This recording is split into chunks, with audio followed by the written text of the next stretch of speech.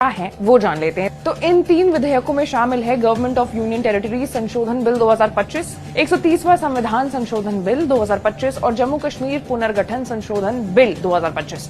अब लोकसभा में इन विधेयकों को पेश करते समय काफी हंगामा हुआ। कांग्रेस और एआईएमआईएम प्रमुख असदुद्दीन ओवैसी ने जोरदार विरोध किया।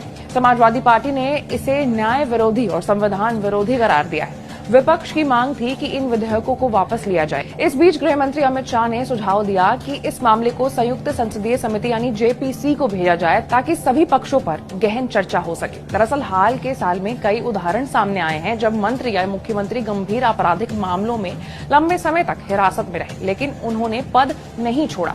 उदाहरण के तौर पर दिल्ली के मुख्यमंत्री अरविंद केजरीवाल 6 महीने तक हिरासत में रहे और तमिलनाडु के मंत्री वी सिंथाल बालाजी 241 दिन तक जेल में रहने के बावजूद पद पर बने रहे थे। केजरीवाल तो पद पर बने रहते हुए गिरफ्तार होने वाले पहले मुख्यमंत्री भी बने। इस तरह की परिस्थितियों ने नए कानून प्रावधान की आवश्यकता को जन्म दिया है। अब जानते हैं कि ये तीनों विधेयक क्या हैं और उनके प्रावधान क्या है। तो सबसे पहला है गवर्नमेंट ऑफ यूनियन टेरिटरीज संशोधन बिल 2025। तो केंद्र सरकार ने बताया है कि अभी तक केंद्र शासित प्रदेशों में लागू government of union territories act 1963 के तहत ऐसे मुख्यमंत्री या मंत्री को पद से हटाने का कोई प्रावधान नहीं है जो गंभीर आपराधिक आरोपों में गिरफ्तार होकर के हिरासत में चले जाएं। इसलिए कानून इस धारा 45 के संशोधन का प्रस्ताव लाया गया है ताकि स्पष्ट प्रावधान बने। दूसरा है 130वां संविधान संशोधन बिल 2025। तो संविधान के वर्तमान ढांचे में ये भी व्यवस्था नहीं है कि गंभीर आपराधिक मामलों में गिरफ्तार प्रधानमंत्री, केंद्र मंत्री, मुख्यमंत्री या राज्य मंत्री को पद से हटाया जा सके। इसलिए सरकार ने प्रस्ताव रखा है कि संविधान के अनुच्छेद 75, 164 और 239 ए में संशोधन किए जाए।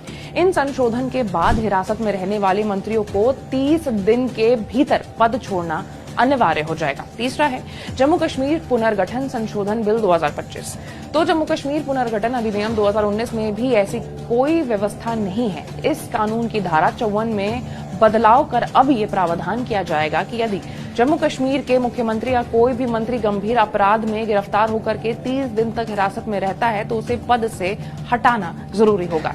इन विधेयकों का उद्देश्य ये सुनिश्चित करना है कि गंभीर आपराधिक मामलों में आरोपित और लंबे समय तक हिरासत में रहने वाले जनप्रतिनिधि संवैधानिक पद पर न बने रहे। इससे शासन की पारदर्शिता और जवाबदेही दोनों बढ़ेगी। हालांकि विपक्ष इसे राजनीतिक मंशा से प्रेरित बता रहा है और संसद में इन पर तीखी बहस जारी है। फिलहाल ये जो विधेयक है वो जेपीसी में जा चुके हैं और आने वाले समय में पता चल जाएगा कि ये विधेयक जो है वो कानून बनते हैं या नहीं।